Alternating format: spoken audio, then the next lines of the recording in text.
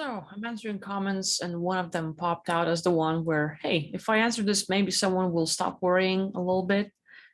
And so the question is from a person, it's been suggested to me that in cases such as roadkill, animal spirits can jump into human bodies. I have my own theories as to how and why, but what's yours? So, one of the things, a lot of times accidents happen, and whether we're there or not, a lot of spirits and entities can get into our space. Let's say roadkill. And okay, you might have been driving and accidentally hit it. Fuck. So depression hits. But the thing about a lot of animal spirits as a consciousness, you don't all of a sudden get hit and now like, oh, you fucker, you killed me. Now I'm gonna torment for you for the rest of your life until you pay for what you've done to me. And they don't think like that. A lot of animals are pure, just like kids. You see them and they're innocent. They don't know how to lie. They're not really messed up by the system. So they don't have thoughts or need to attach to someone. And eventually, for a lot of beings, it's more like it's experiencing a physical body of some sort, whether it's an animal body, so let's say, a turtle or a bird or something else, they get into variety and experience life from that point of view. That's the whole point. And just like in life, some people, while incarnating into a physical human body, will make an agreement or have a thing where I'm going to stay this long until I reach my goal. And you reach the goal and people die, like literally. Not because they reach the goal and now the physical body will drop dead, but a person like, okay, I'm done. And that was their thing. And they might just fall asleep and never wake up. And they were so young. What the hell? Died at 33. Like, what the fuck? That happens. So for some people, they will get a variety of incidents that will get them out of the space, that will bring no pain. It can just like instantaneous, and they're going to be out just because they finished their goals. So in some cases, for others, they literally might get some various dreams or out of body experiences, astral traveling, where physical body falls asleep, and in that experience, you're offered, like you're showed a place where you can go and you have a choice. Do you want to come with us? And you're like, sure. Like, like feels like I'm done. And, it's for some people, they go for that and they get out. So that cases happen, like walk-ins and walkouts where consciousness comes and leaves. So physical body and humans and consciousness happens all the time. So for some of the for some consciousness that gets and chooses an animal body, it happens, they get to experience animal. But once they're done, where they died by a roadkill, where they were shot by a hunter, or they lived a happy little life or got eaten, where whatever happens, they're out. They don't really linger around like ghosts, as in a person dies in their house and then they stay for 20, 30 years. And now we have a haunted house because this person never wanted to leave or is still attached to this world. Like, like maybe my grandkid will call me and they're waiting for that call and it doesn't happen. So there's a variety. But for animals, it's, I would say, very, very, very rare thing where an animal spirit will jump onto you. And if that is the case, I would say that the consciousness of that being is not the benevolent one. As in, let's say you get into a physical human body, you want to play, but you have this like kindness and empathy, you have the reason for being here. There are other beings who usually take bodies of, let's say, reptilians or tortoise-looking beings or someone like mantis, and they don't really have the best intentions. Or someone can use various technologies that are way beyond what humanity knows, and those beings can literally transfer their consciousness or their point of awareness into a physical body. Sometimes they take a human, other times they take an animal. But for what reason? They don't really want that. It's usually like more fun to play with a human body. But in those cases, if they stick around, then they're sticking to you because there is something that you both are connected with. Maybe you're driving a car and you're feeling this anxiety, frustration about life.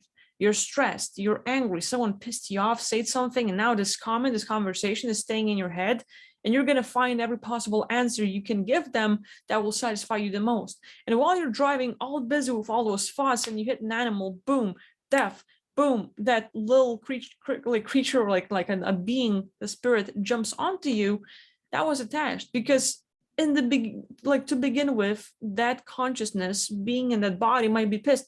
Fuck, I wanted to get a human body, but now I'm here. Now they're stuck with this. Or maybe something else happens. So you both are connected with being pissed off, being anxious, being frustrated, or something happens, and you both have a connecting energy or connecting feeling state. And that's like a magnet. It can like attract something of similar, which is why a lot of people who have more negative experiences in life will attract those negative entities who will match their state and feelings and thoughts. And that's why like those little guys are working like amplifiers. They will not be with you all the time, but they become more active when you have the trigger that got them to you in the first place.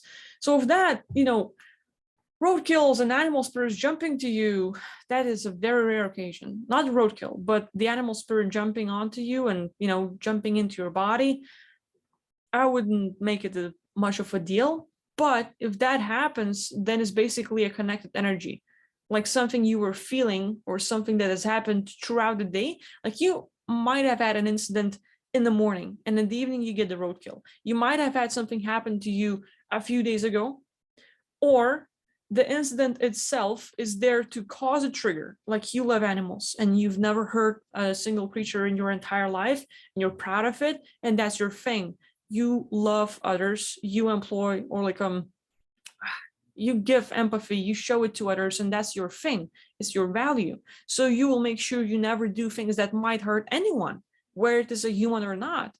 And then a roadkill, and it hurts you like hell because it breaks your values, and you yourself kind of like did the biggest sin you could ever imagine in your own standards. Like, oh my God, I never wanted to kill anyone, and I killed someone, and you start this blaming on yourself. But that incident alone, animal spirit can leave. But the trigger that comes afterwards is where you will feel the guilt and really want to punish yourself, or, oh my God, what did I do about it? It's like bad, wrong, guilty, and, like all the standards drop or whatever. So in those cases, that incident is more of a trigger for something else that can attach to you. And it's not necessarily an animal spirit. It might be entities. So that's more of a case. But eventually, if it jumps to you, is because you have something in common. Not necessarily agreements, but that thought or the feeling state that lingers, or whatever caused the incident in the first place. People who are under suppressive environment, like affected by suppressive people, or under the situations that cause a lot of pressure and stress, are more keen to these accidents. It's like a nail. You're being hit by life. A lot of things happen, you're being hit.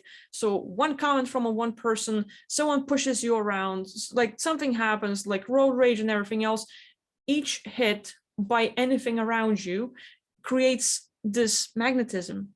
One hit, boom. And it's like a balloon, you rub it long enough, it can stick to your hair. So a lot of these incidents will just make you a strong magnet, and boom, you attract the accident, or just it happens. But whatever comes afterwards is where you're going to be attracting more of a negative. So it's good to be aware of these incidents happening. Like, let's say, okay, I'm being triggered, here it is, I'm more reacting. Getting in control of yourself is hard, but it's worthy like a job to do. And try not to overdo it. Like when you're feeling it, you're feeling it. Allow yourself to feel that. Don't try to like, oh, don't cry, it's not going to work. But finding a reason, like, okay, it really breaks my heart, I feel wrong and bad as guilty because I just killed an animal, and I really hate myself for doing that. But find strength within you to forgive yourself. And you can even, like, with spiritual work, the same way you would communicate with your dead relatives, if that ever mattered to you, you can communicate to this animal and say, like, like, I'm deeply sorry, I never wanted to hurt you, I didn't see you. And just communicating to that being that you might have hurt and or killed, and kind of like even creating a place for them in the afterlife. But then you can imagine a scenery where they would be safe, and tell us being like, like, here, I'm going to push you in this safe location.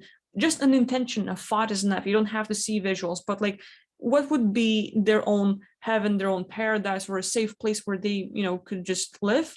And you can give them a family and everything else. And from then on, that conscious being has the free will and all the rights to leave and do whatever they want, but they're not stuck here on earth for anything else. So that'd be my answer.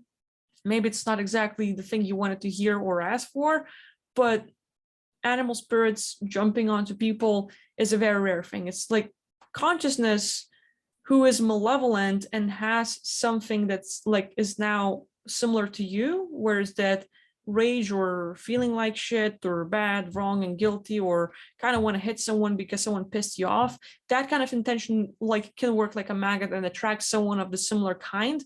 But if you are aware of what triggers you and how you feel, addressing that and sort of like working through yourself, like introspection and any kind of work you can do for yourself will help, and that in itself will help you get rid of any entities and all the stuff. So that being said, thank you for watching. I'll see you next time. Bye bye.